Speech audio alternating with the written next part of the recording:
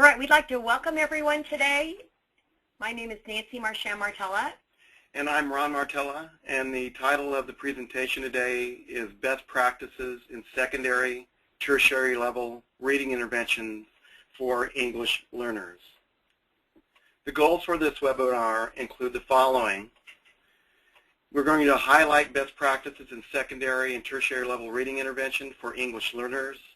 Participants will learn effective teaching practices for these students with emphasis on culturally responsive instruction, explicit instruction, differentiated and intensive instruction, vocabulary development, and scientifically based reading research. Before we move on, we're going to have a disclaimer. How best to teach ELs to read native language first, then in English, the two in combination or English only, is beyond the scope of this presentation. Instead, we focus on effective reading intervention practices for English learners. The definition of an English learner is a student who speaks English either not at all or with enough limitations that he or she cannot fully participate in mainstream English instruction. Let's go through some facts about English learners. First, Hispanics and Latinos are the fastest growing segment of the U.S. population. In fact, 16.5% of the U.S. population contains Hispanics and Latinos, 25% of the elementary population, and 21% of the high school population are students who are Hispanic or Latino. The majority of students in Texas and California public schools are Hispanic and Latino. The number of English learners who enter school speaking a primary language other than English is accelerating at a much more rapid pace as compared to the overall pre-K through grade 12 student population. Other facts, English learners, particularly Hispanics and Latinos, disproportionately live in poverty, drop out of school, and perform less well on measures of reading comprehension. The dropout risk has been aligned to low literacy skills, poor attendance, and class failure. Also, there is an overrepresentation of English learners in special education. Other facts about English learners, underachievement of English learners is due in part to inappropriate, ineffective instruction. Those English learners who require reading intervention need more focused and intentional instruction, just as non-English learners do, beyond the Tier 1 core literacy program. In an attempt to correct for some of these issues, there's many districts across the country are implementing response to intervention models. The first model is a Tier 3 model. Tier 1 is a core general education model. Second tier, Tier 2, is strategic intervention.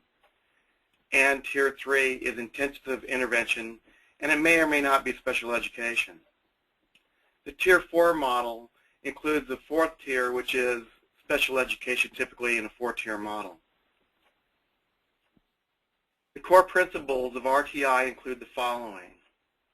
First, we can effectively teach all children. Second, we need to intervene early.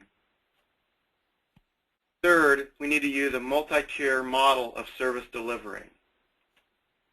Next, we use a problem-solving method to make decisions within a multi-tier model. We also have to use research-based, scientifically validated interventions in instruction.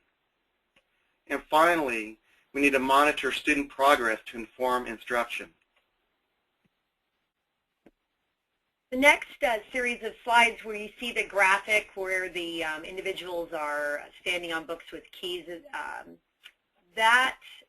these series of slides come from American Educator 2013, and the particular article was authored by Claude Goldenberg from Stanford, who is a well-respected researcher in the area of English language learners.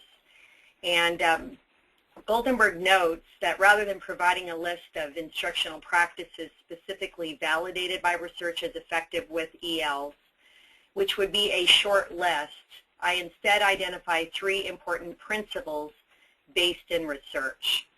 And these include, number 1, generally effective practices are likely to be effective with ELs. ELs require additional instructional supports, and the home language can be used to promote academic development. So here's further information from that article. What we know about effective instruction in general is the foundation of effective instruction for ELs. There's considerable overlap between what is effective for ELs and what is effective for non-ELs. And when I go through this list, again, this is from that same article, you'll be thinking, I'm sure, that these are just effective practices for all kids, but again, specifically identified for ELs. The first is that whenever we teach, we need to ensure that our goals and objectives are clear, that we provide appropriate and challenging material, and think about where the Common Core is going right now with text complexity and giving kids more challenging text. We need to provide well-designed instruction, and instruction that includes routines, because routines are beneficial. Students are able to predict what will happen next. Again, an effective procedure for all kids, but identified for ELs. We need to ensure that there are clear instructions and supportive guidance as learners engage with new skills.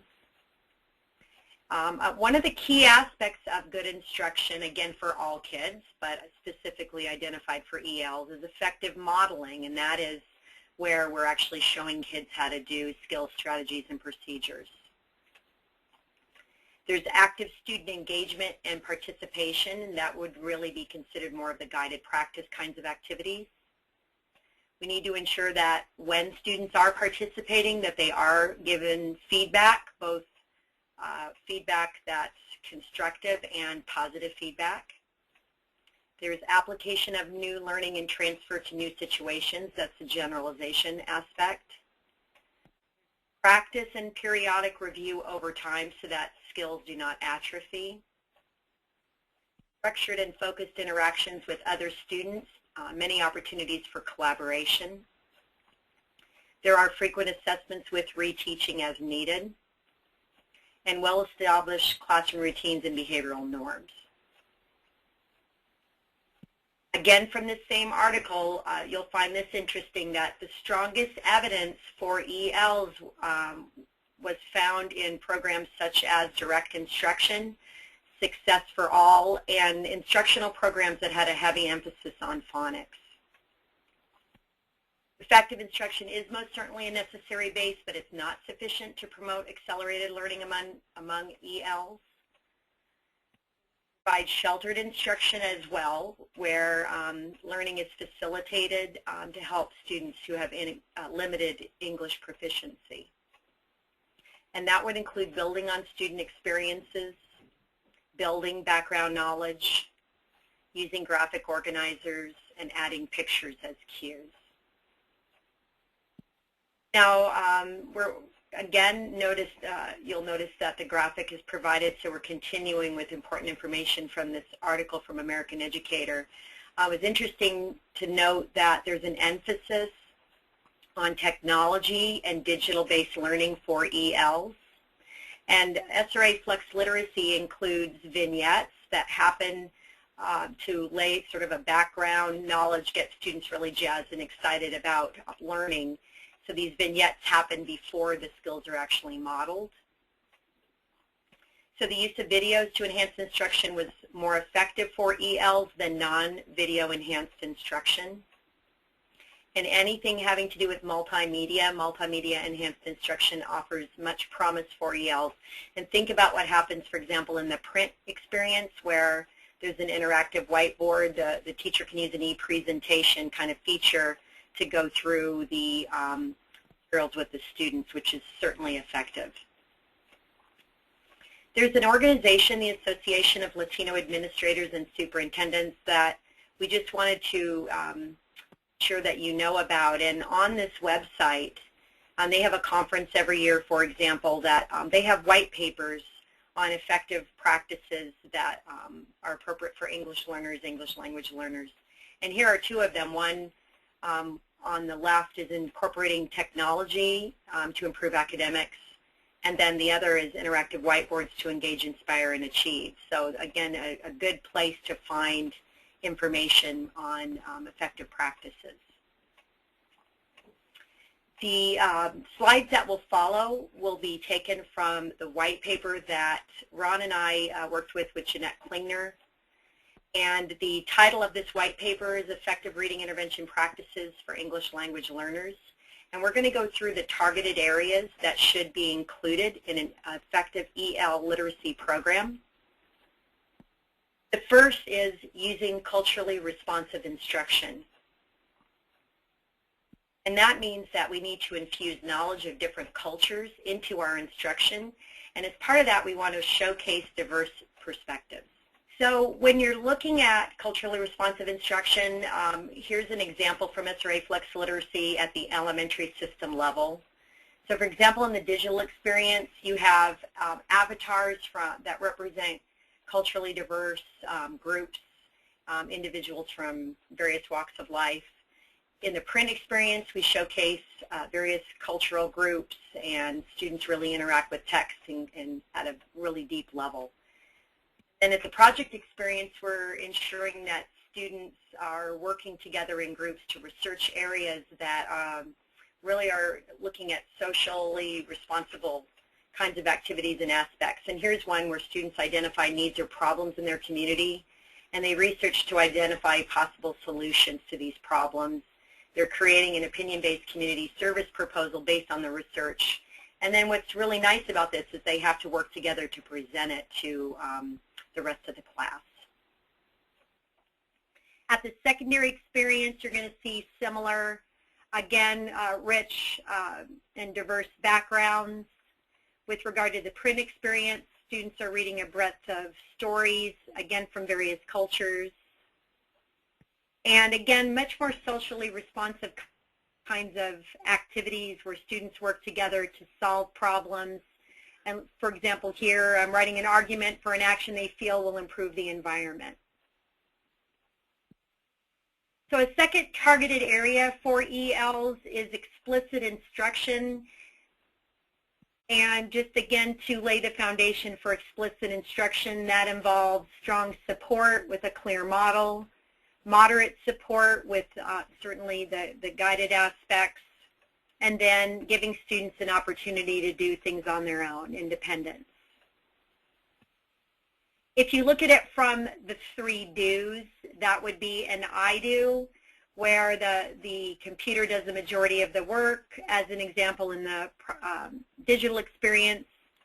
The we do, where the student starts to participate, and then the you do, where the students are doing it on their own.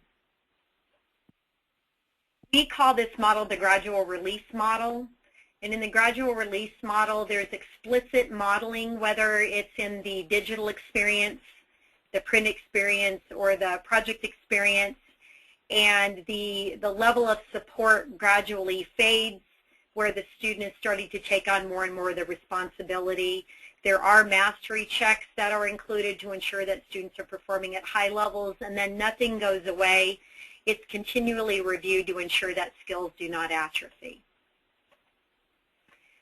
The gradual release of responsibility model, we like this graphic because it shows that as the computer or teacher responsibility decreases, the student responsibility increases. So again, we're moving from modeling, guiding, to monitoring on the part of the teacher, and the student would take on more and more of the responsibility of learning. Some interesting findings about EL students, those teachers who incorporated explicit instruction in their classrooms have students who exhibit the strongest academic outcomes, and there's mixed results for those with little direct teaching. Again, that's another Goldenberg article, again in American Educator, about 5-6 years ago. Direct and explicit instruction is the key component to quality instruction for English learners and those with learning disabilities. Again, an interesting finding when you're looking at best practices for students. It doesn't matter what their background is. explicit instruction is the key element to ensure success. Number 3, the whole notion of differentiated and intensive instruction, which means that we need to have lots of modeling and dialogue, reflective thinking and making connections, project-based writing activities that promote collaboration and critical thinking, enhanced academic responding. The pacing should be brisk so it keeps students' attention. Lots of positive reinforcement, so positive statements that tell students what they're doing the right way. Corrective feedback that actually teaches students something. So if students aren't doing it as planned, then there's correction, as in here's what you need to do, now show me what you need to do. Lots of cooperative learning activities, progress monitoring, and graphic organizers. There's a clear focus on vocabulary development. In fact, vocabulary instruction is touted as one of the most important skills to teach ELs, and actually it's an important skill to teach any student. And that means we need to ramp up our complexity of text, which means that the text should include more and more tougher words to challenge students. We need to ensure that there's a focus on the meaning of a few words, so that means that students have opportunities to learn, for example, if you're looking at Tier 1, Tier 2, and Tier 3 words, zooming in on Tiers 2 and 3 words and defining them with student-friendly definitions. That students get opportunities to answer comprehension questions related to their knowledge of vocabulary. There are pictures that go along with definitions that help English learners. Lots of discussion over word meaning and writing sentences and so forth. Number 5 is teach to what students have in common. And this is a great article. Dan Willingham does quite a bit of work in the learning sciences, and he noted, along with Daniel, teachers can make great strides in improving student achievement by zooming in on the commonalities, not the differences. And here are the commonalities: that we need to do a lot more in the area of factual knowledge, which means we need to talk about background knowledge, build background knowledge. Students really need to be pushed into lots of informational text.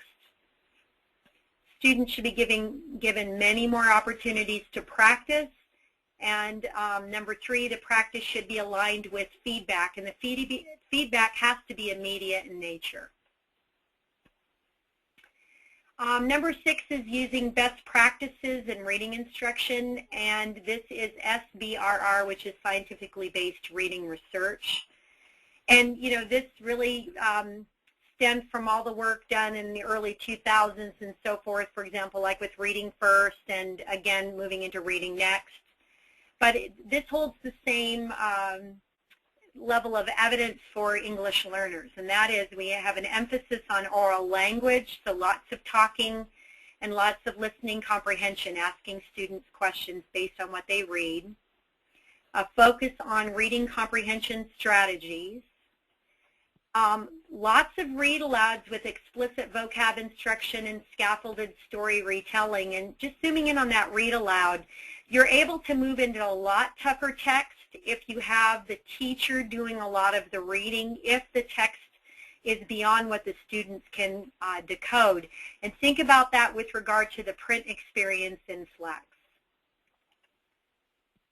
We need to ensure that there is word study and phonics instruction, that students do get opportunities to read connected text, that there would be a fluency building component, that students are reading aloud. There are cold and hot timings. Students graph their performance, and they get feedback on how fast and accurately they're reading. And that there's clear progress monitoring, so students have clear information about how they're progressing through programs.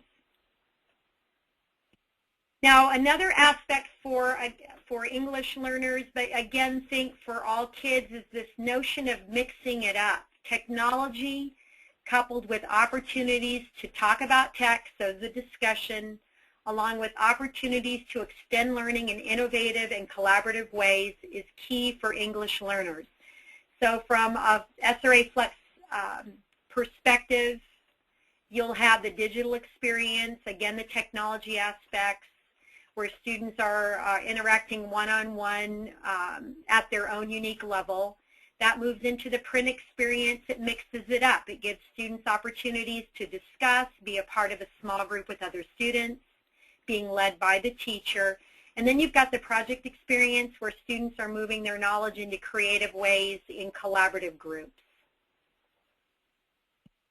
The Institute for Education Sciences had a meta-analysis that I would strongly encourage you to take a look at. And this really laid out what's effective literacy for English learners. And this is more elementary grade focused, but you'll find the results interesting. And that is, anytime you include a formative assessment, so you're tracking how students do along the way, there's strong evidence for that, again, based on a meta-analysis. Anything related to intensive small group instruction, there's strong evidence. Anything related to high-quality vocab instruction, and by high quality it means there's lots of modeling, lots of practice, and opportunities for independence, there's strong evidence. And anything surrounding collaboration, but it's not just collaboration that's students getting into groups. This is structured collaboration with clear goals and clear outcomes. And again, strong evidence. Another synthesis of research was conducted, published in the Review of Educational Research. And the findings noted, the quality of instruction for ELs is more important than the language of instruction. So again, we're talking about quality, explicit instruction, clear feedback. There's no difference in only Spanish and then transition to English or English only reading programs. Small group instruction was targeted as the key element. Embedded videos helped motivate the learners and improve their learning. And collaboration was a key element to enhance all levels of instruction. For the takeaways for the webinar today, first is a takeaway on RTI, and that again is supporting students based on their particular needs. Second, explicit instruction. Remember, what works for non-English learners typically works for English learners, in particular the gradual release model. And the goal there is to provide, again, as much support as the student needs in order to be successful, and you gradually fade yourself out to where the student is much more independent in his or her work. Technology, mixing it up, using a lot of technology, culturally responsive instruction, differentiated and intensive instruction, vocabulary development, and SBRR, scientifically based reading research, again, is key when we're looking at best practices of teaching students who are English learners.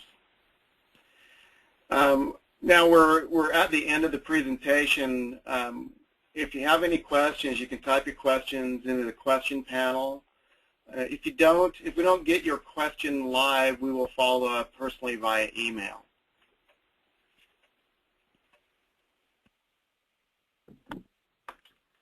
All right, Ron and Nancy, great job. We've got a couple questions that have come in. First, we're going to start with one from Sarah, and she asks, is the best practice of technology more appropriate in English or in the native language? Is it appropriate to use translating devices, or should all reading instruction take place in English? Well, and see, that's a great question with regard to, our initial disclaimer when it comes to the Tier 1 program would be that, there's debate, to be quite frank, over that, whether it's Spanish only as an example if we're looking at Hispanic, Latino students. Should it be Spanish that transitions to English, or should the student be getting solely English instruction? But when we're looking at an intervention program, Then we're looking at best practices in the utilization of English, and that if you have and should have a language support specialist who can assist with either pre-teaching or reteaching components. And with Flex Literacy, there are many opportunities for the teacher, the language specialist, to get involved, for example, with reteaching, because the system does alert the teacher if a student is not getting mastery, that the reteaching could certainly involve a language specialist as an example.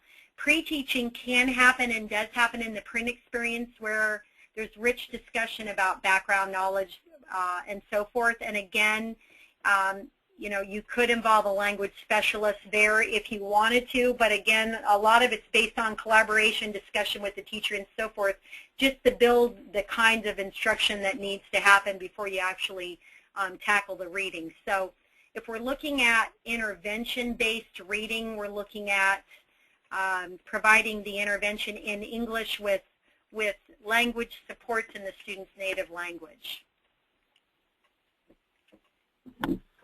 Thank you.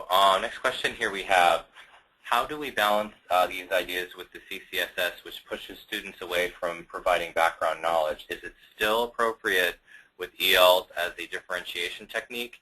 How will students learn to access the knowledge themselves? Well, you know, at first, again, we're talking about this being an intervention program. So students are getting this as an additional piece of what they would be getting in Gen Ed. And so, you know, given the fact that it is an intervention, we're looking at best practices for intervention-based reading. And intervention-based reading says that, you know, these kids come in with low levels of background knowledge, and so therefore we're working on building that as part of the program. Guess what else they're getting in their Gen Ed classes? You know, they're doing lots of reading to help build that background knowledge, and again, lots of discussion over text, lots of presentations and so forth.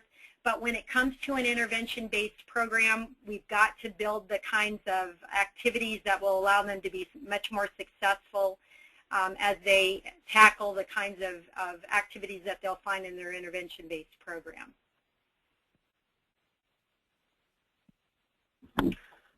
Great, thanks.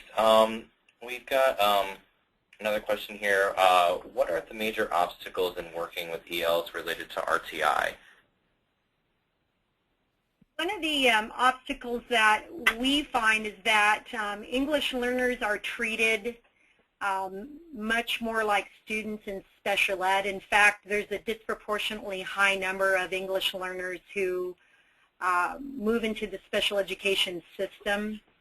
And so therefore, it's absolutely critical that we ensure that language specialists and so forth are provided along the way, so that we don't move into the realm of qualifying a student for special needs based on that. That again is a critical issue when you're working with students who are English learners. Again, most students don't have a disability, and to qualify students based on the fact that they may have limited English ability rather than a disability itself is problematic, and it really doesn't. You're not really meeting the student's needs. In other words, then most of our students who are English learners aren't going to be necessarily at that tertiary level, at that highest intensive intervention level. They're going to be at a tier 2 level where they're getting extra supports in language and in reading. And you know, there's another obstacle too, and that is the misnomer that English learners learn best through immersion, which really means that we're decreasing the opportunities to give the students explicit instruction. And as you've seen in this webinar, best practice says we've got to be as explicit as we possibly can with these students. It's much more effective and efficient to do that. So that's another obstacle, is sort of this notion of if we just immerse them in English, everything will be okay. And for a number of these students, it's not okay. We have to be much more intentional than what we had thought, perhaps. Again, going back to the RTI model, and that's why the model is popular and successful in my view, and that is that we're looking at the needs of the student, whether the student has a disability or not. So we're looking at what is best practice. Best practice is common with all of our students at any of the levels, but the level of intensity with which we provide those services differs from student to student. So a student who is an English learner may have less or more intensive levels of support than other students do. But again, we have to look at what those needs are for the student to provide appropriate educational supports. And I think that is one of the biggest obstacles of looking at this not as a dualistic type of system, but as a continuum of services that the students need to access to be successful. Thank you. I got another question for you coming in from Ellen. You mentioned project-based writing activities that promote collaboration and critical thinking.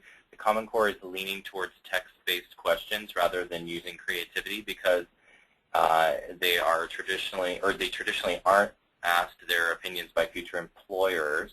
What are your thoughts? Well, in the project experience in Flex, the frames are set up in our 15-day routine cycle where we do have specific questions that the students have to answer. So if you're looking at alignment, there is alignment with the program with what employers are wanting as an example. And it's also aligned with the Common Core. Thank you. Another question here. Is the support for ELLs daily for all grade levels and for different language levels? Does SRA Flex Literacy recommend the ELL support for pre-teaching or reteaching? Yeah, and we talked about that with regard to the notion of pre-teaching, the whole background knowledge piece, making the connections and so forth. We've got reteaching is a clear aspect of the digital experience. If students aren't getting it, the teacher is alerted. So that's certainly part of it.